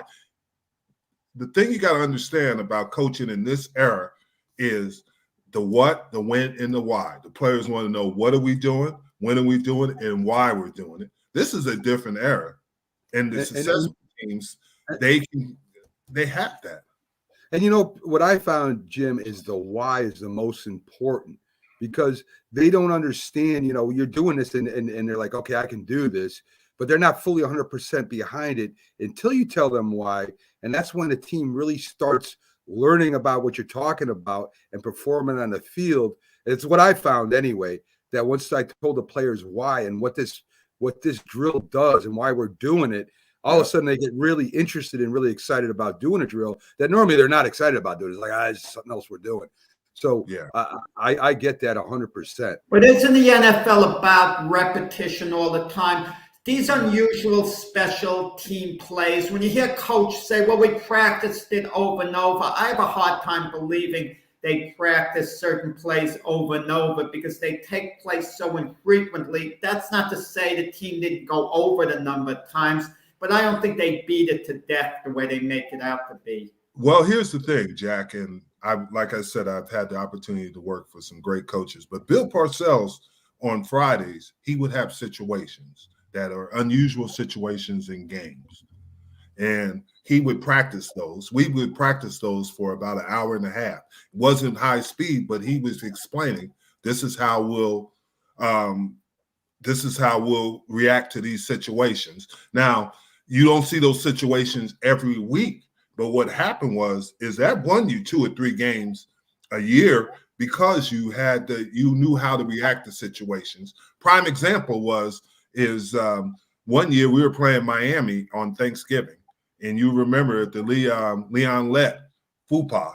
I mean, he had it. He went out there, but we never practiced that. From then on, we had the Leon Lett rule, and every Friday we practiced it and made sure that people understood, because that was an unusual situation. Leon Lett became a coach. So yeah, but you always but I thought that was the greatest thing I've ever seen. And everywhere I went coaching, I always mentioned that this was great by situations, because you're getting on the kid. But if the kid's never seen these situations, he doesn't know how to react. It's just like what happened to we talked about it, but it helps the coaches too. Well, you talked about the Dak Prescott situation when Dak ran the ball and he didn't give it back to the referee. to stop Yeah. the clock, or at least be able to have time on the clock. But you would expect players to know a certain amount. You know, it's understand just the like game. anything else. Even I understood it watching the game. X amount of time, the clock's going to be going. If you're going to run, But it's so different. many yards. the It's clock's different. gonna run It's out. different. Different In the during the heat of the game. moment. Jack. Different during the game. You could sit back there and watch it, and you could say what you want. Everybody knows that. But in that moment in the game, when everything's happening at once, and you're trying to line up, and the pressure's But on. isn't that the coordinator's job to remind him? It's the head coach's job to make sure that his players understand that, because that is his responsibility. But it depends on the organizational setup. The Cowboys just did something very big. They signed Dan Quinn as a coordinator to stay, as their defensive coordinator for the next few years at least. Jerry Jones probably gave him a lot of money not to take a head coaching job at the interview anymore. And so wouldn't Dan Quinn, for example, have complete say over the defense? Kellen Moore complete say over the offense? No, not Mike complete. McCarthy would just oversee things. Well, that's what you said. Yeah, and that's just basically what I'm saying. But if you look at it, the best head coaches are not position coaches by the sense. What they are is they manage the staff. And like I said, they get their word out on what they're trying to accomplish. When you walk in a meeting with the head coach, he's going to have certain things. And it's not going to be 50 things because nobody will remember. But if you can find, this is what we're going to do, 5 goals, 10 goals, but no more than that. And this is what we're trying to accomplish. And when you can bring that in front of the team, the same thing. We're going to be aggressive. And that's what let's use the 49ers example. They're aggressive. We're going to play well on defense, and we're going to disrupt their defense. And that's all you got to know. And so when you ask a player and he can repeat those things back to you, then you're going to be successful. Like I said in previous times about when we played the Buffalo Bills in the Super Bowls, the Buffalo Bills were far more talented than the Cowboys. And you're like, are you serious? But we were so structured in what we were trying to accomplish because that's what was fed to us every single day. We knew the expectations. And that's what you got to do is get your players to understand your expectation. Prime example, I know that Mac is a Giants fan. Joe Judge is not a bad coach. What Joe Judge did wrong when he was out there in the preseason, I told you that was dangerous because his players didn't understand what he was trying to accomplish. I agree. Well, Robert Saleh is different. He's telling those players what he's trying to accomplish. Will he be successful? I think he's got a more chance of being successful than Joe Judge did because they understand what he's trying to accomplish. I think there was a bunch of reasons, Jim, but I think the main reason was he didn't have a plan that the players could understand. I don't think I just don't. I think he got overwhelmed with everything that happened during the year and being his first time as a head coach after last year, thinking that, hey, we improved a little bit, we're going to get better this year. I think he had a false security there where he thought the team was on the right track, where it just spiraled out of control and he couldn't handle it. And where a more experienced coach could have probably handled it and put all that to rest, at least kind of turned it a little bit, where he just couldn't do. It was out of control. And what you're saying is, look at Zach Taylor. I know he's in the championship game, but whatever he did from the first to second year, I know he had injuries with Joe Burrow and everything, but look at how his team is reacting. Right. Look at him. I mean, you get sacked 9 times. You should have got blown out, right? Agree. But his team is becoming resilient because his message is getting through to them. If they win today, so be it. But their message is getting through to them, and they had success. They're starting to get success. And that's it, because they understand what he's trying to accomplish. And I agree with you. I agree with you 100%, Jim. And with that being said, let's start breaking down these games and our picks. The AFC Championship, I wouldn't be shocked if the Bengals won. I would be surprised, though. I don't think Cincinnati is there yet. I think they're having a great year. I think that their offensive line is not that strong. Kansas City's got all their defensive players healthy and ready to return. Cincinnati would have to run the ball and continue to run the ball to even have a shot at winning this game. I don't think their defense will be successful as they were against Tennessee with Tennessee against the pass rush. I think Mahomes will move around a little bit more than Burrows does, and I think the Kansas City Chiefs win this by about 13 points at least. I think that Cincinnati will hang in there in the beginning, but I think in the second half, Kansas City will pull away. What do you think, Jack? Mac, you said it for me. I mean, I have very little to add. I mean, I think you basically nailed it. Cincinnati, when they play Kansas City in the next to last game of the season, I've been picking against Cincinnati a lot during the season, and I said if they beat the Chiefs, that means they graduated, they grew up, I'll become a believer, and they beat the Chiefs that game. And then I picked them to beat the Raiders the first game of the playoffs. I picked them to upset Tennessee at Tennessee. I'll be shocked if they could beat Kansas City. I think they're going to hang in. I think I wouldn't be surprised if it's a close game at the end of the first half, something like 14-10 or thereabouts. But eventually, the Chiefs pull away.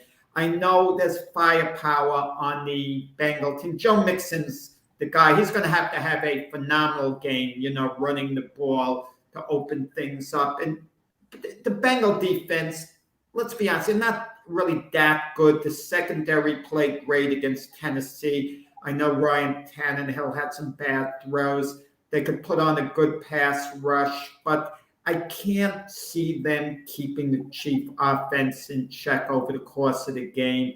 So I think it ends up something like 35-17 Kansas City. I think, obviously, I'm listening to what you guys are saying. I think Kansas City will win, but I think this is going to be a field goal game, and I'll tell you the reasons why. Cincinnati is a different team and mentality-wise. For whatever it is, I know their wide receiver coach, who I think is going to be a head coach someday, Troy Walters, and he's done it great. They have weapons. And Joe Burrows, for what he's going through in the big games, he seems to play at a different level. Now you talk about Mixon, but Perine is going to have to be in the mix too. Their running backs are going to have to run the ball. The problem with the reason I think Kansas City is going to win is that who do they have to block Chris Jones? I don't know if they can block Chris Jones because Chris Jones is better than anybody in Tennessee. And then Melvin Ingram, and they will get pressure on him. The Honey Badger is going to play, obviously, this week. And I don't think Kansas City's defense is not a great defense, but they're good enough with Mahomes because of what he does offensively. And they did beat him later in the season. So I think that gives Cincinnati knows they can beat him. They did beat him in Cincinnati, obviously. But I think Cincinnati believes they can beat him. And I just want to know, how is Burrows going to react to that noise in the Chiefs Stadium, Arrowhead? Because that is going to be the loudest place he's played. I'm going to tell you the difference is this between the quarterbacks to an extent. Burrows doesn't run unless he has to. There are no designed running plays for him. Patrick Mahomes against the Bills, they designed running plays specifically where they wanted him to run, where he wanted to run. Well, I don't know if they designed him. I think that was the coverage. When he saw that man coverage, he knew he could get the first down because everybody had their backs turned to him. Well, he took off pretty quickly a number of times. But he saw the man he could have bought more time and looked downfield. Yeah, he saw the man coverage and knew everybody was covered, and he took the advantage of that. Because every time he ran in that game, it was man coverage. Yeah, I agree with that 100%. He did run a man coverage, and that will make them play zone. If you're burning with the run, they got to stop that too, and it just confuses the defense. What I'm worried about with Cincinnati is this, Jim. Burrows, I mean, he won a national championship. He's a winner. I think he'll perform okay. He's got to be able to make them reads fast and get that ball out of there fast and not hold on to the ball. He may not be able to get to the third receiver, and if it's not there, he's got to throw the ball away. If he gets to the second read, he's got to get rid of that ball because if he holds on to the ball, he's in for a long day. And this is why I think it's so important for Mixon. If they can get a running game going and slow up that Kansas City rush and keep them linebackers up close, then he has a shot to really do what he can do, and that's take that extra second and hit some of his weapons. I just don't think they're good enough yet to beat Kansas City, and in this type of game anyway. Experience over youth, and that's. But I think Cincinnati will hang with them, and just like Jack, I think the second half will start pulling away. They'll start pulling away from Cincinnati. I think the pressure will be too much for them, and then they'll start panicking. But we'll see what happens. I mean, I wouldn't be shocked. We all agree that Kansas City's probably going to win the game. I wouldn't be shocked if Cincinnati beats. I'm surprised, but I would not be shocked. Yeah, I wouldn't be shocked. So let's get to the NFC championship. This is sort of old school versus the newer school of thought and offensive. The San Francisco 49ers will run the ball in the second half when they're down by 20 points. They're going to run the ball. They don't sway. They're proud of their running game. They're physical, and they know eventually, no matter who they're playing, they're going to wear you down. And when you got some of the great running backs they have, not just Debo, the others too, I forget the guy's name right now, but these guys run hard. The blockers block, and they're very aggressive. And they take advantage, as we talked about earlier, of the aggressiveness of that LA Ram defensive front four. I think the Rams are going to have to kind of change their philosophy. I think they're going to have to play the run more than they play the pass this game if they want to have a chance to stop that running game. I still don't know if they can do it. So I like the 49ers attitude. They're physical, they're going to wear you down, and they're going to impose your will. The Rams, they have got to get some kind of running game going. I don't know if they can, and that ball's going to have to come out quick again for Stafford. He's not that type of quarterback. He's a big downhill thrower. They got great weapons. They're going to have to get open. They're going to have to hit crossing patterns. They're going to have to do short passing to get on San Fran and slow down that pass rush. I don't know if they can do that in the end. I like San Francisco's are my Super Bowl pick. Was Jim's. I still think. And then Jim picks against them in both playoff games. I know. I wouldn't be surprised if he might pick against them again. He may as well keep picking against maybe it works. Maybe that's the way it works. I don't know. Maybe that's his. Jim could pick against them today, then he could pick them to win the Super Bowl. Now win it, and Jim could say, just as I predicted. Well, anyway, I don't think the Rams are solid as a team yet. When you pick up a bunch of free agents and you throw everything in the middle of the table, everybody thinks, well, you're going to have a great team. Well, we see in sports that doesn't happen until the chemistry is there. I think they're getting closer. I just think that Kansas City will not only cover this, but they have an excellent chance. San Francisco has excellent chance of winning this game. What do you think, Jack? You know, I'm not sitting on the bench during the games. I'm sitting on my couch, but I'm still inspired by certain players, like what they do. Deebo Samuel, he inspired me watching the Packer game. Rarely are you going to see one player just, I don't want to say carry a team, but really they rode his coattails in a sense, the victory over the Packers. Another player that inspired me who's going to be in this game today, Jalen Ramsey of the Rams. The Rams looked like they had that game locked up against the Buccaneers. And all of a sudden, the Buccaneers, through a number of miscues, make this crazy comeback. Mike Evans catches a long Tom Brady pass, and Jalen Ramsey wasn't guarding him. Jalen Ramsey then decides, that's my guy. Like, he's not putting up with these defensive formations. He's taking the lead. That's the guy I could see being put on Samuel, Jalen Ramsey. He's going to neutralize Samuel today when all is said and done. You guys keep putting down Matthew Stafford. You don't trust him. You don't trust him. You don't trust him.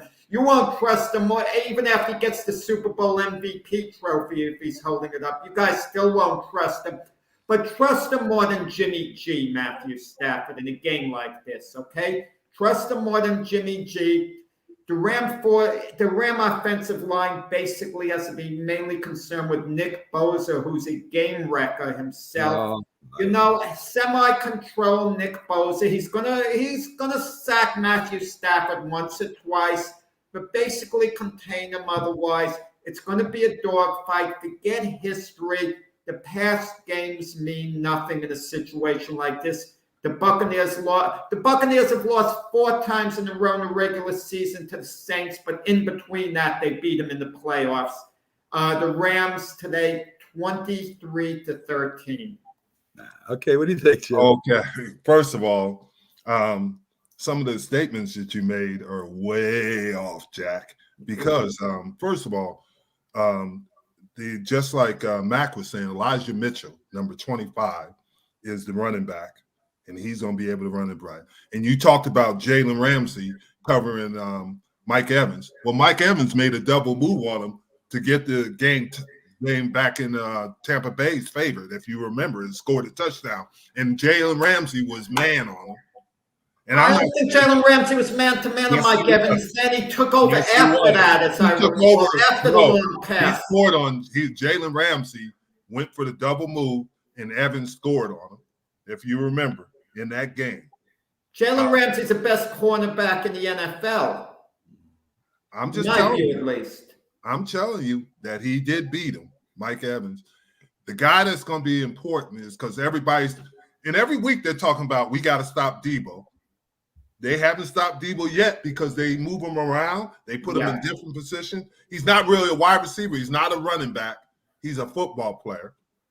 But the guy that's going to make it a big emphasis is better be Brandon Ayuk. Because if you notice each game, Brandon Ayuk has been getting better. I think the 49ers, their running style, and we talk about that, the Rams don't really want to run the ball. They want to do it. The two guys that I'm going to be looking at is, Odell Beckham, because he has, in the playoffs, that's the best he's played all year. Mm-hmm. And I think he's going to have a say in this game. And then Ayuk and Mitchell. Because I think, in my opinion, that the 49ers can run the ball better than the Rams. Although with Akers healthy, that helps the Rams. At the beginning of the year, I did say the 49ers and the Chiefs are going to be in the Super Bowl. I'm going to stick with that this time. I've been going against them. But Jimmy G, just like you said, Bosa in the interior of the 49ers. Yeah, the other linemen are no joke either. The other defensive linemen are no joke on the 49ers. Yeah, Talking they're about both. Bosa. And then Fred Warner is going to play a big part in this game. Fred Warner, because he's probably, everybody talks about his physicalness, but he's probably one of the best cover linebackers in the NFL right now. Great linebacker. And they both have outstanding special teams. Yes. Both. Yes. I don't see where a big edge goes nowhere. And we always talk about that, but this got to be in McVay's the back of his mind that he's in 6 games, the last 6 games, he hasn't beat the 49ers. There's got to be a reason. Him and Kyle Shanahan were obviously together in Washington. Maybe Kyle Shanahan knows more than we think about what McVay is thinking. You know, Jim, great point, because when Coughlin went up against Belichick, he coached against Belichick on the Giants, and it seemed like Coughlin knew how to play the Patriots defensively and offensively, and that's a great point that nobody talks about. Yeah, but Brian Flores against the 49ers, the Patriots. Right. I mean, didn't he have a winning record against Belichick? So sometimes you understand, and he probably walks in both meetings and tells the coaches, this is what they do. This is how they trying to attack you. And that could be a possibility. I'm going to stay with my picks from the beginning of the year, 49ers and the Chiefs. Let me ask you this, Jim, as a player now. There's a little bit controversy going on about how tickets are dispersed for the game with the Rams and the Niners. If it's a home game for you and you hear at least equal support for the visiting team, is that a little bit demoralizing? It would be demoralizing because that's what happened with the Pittsburgh Steelers. And that's when we played the Arizona Cardinals when they moved to Arizona. It was very favored in the Cowboys. I mean, that's just the way it was. So it is a little bit demoralizing being in your own stadium and you can't even hear your counts. Well, you got to worry about the noise. Before we leave here, I just want to make a point with the Rams. They used to play in Los Angeles, and the reason why they left was because of fan support. because there's so much to do in California. Of course, San Diego Chargers, we know what happened with them. I mean, Oakland Raiders. California has a lot of things going on. It's very hard, unless you're the Los Angeles Lakers and you only have, I don't know what they hold, 10,000, 12,000 seats. To sell out Los Angeles, their stadium they play in with all those seats is very hard to do, which is the reason why a lot of California teams have changed. So, folks, I want to thank you for joining us for our last kind of postseason before the Super Bowl show. It's been fun with all the guys coming in. Remind you, next week we're going to do the NFL in review, other than the exhibition practice flag football game called the Pro Bowl now. So we'll do something more interesting than cover that. We'll talk about the NFL in year in review. It was an exciting season in a lot of different respects. Disappointing to a lot of people, very exciting and surprising to others. So that should be a lot of fun. Enjoy the championship games today. I hope your team wins, guys. And remember, Jim Jeffcoat did pick the 49ers, despite his abandoning them the last 2 weeks in the beginning of the season. It was good luck, but I'm trusting the 49ers. You stick with your team the whole way that you pick in the preseason. You learned a lesson this year. Yes, I did. Yes, I Never did. go up the bandwagon. And since he is a rookie on our team, we'll let him slide this time, and we'll just let him learn his lessons. Well, I appreciate that. Have a great Sunday. Enjoy the games. And Mac and Jack will be on Thursday, 8 to 10 a.m. Jim will be on with Byron Williams on the J&B Talking Shop. Wednesday. We're going to talk a little bit about the coaching carousel. Beautiful. At 8 p.m., they're on their 8 p.m. Eastern, 7 Central on YouTube and on Roku. Don't forget to download the Roku app. Subscribe to the YouTube and follow us on Facebook. Again, guys, have a great day, and I hope your team wins.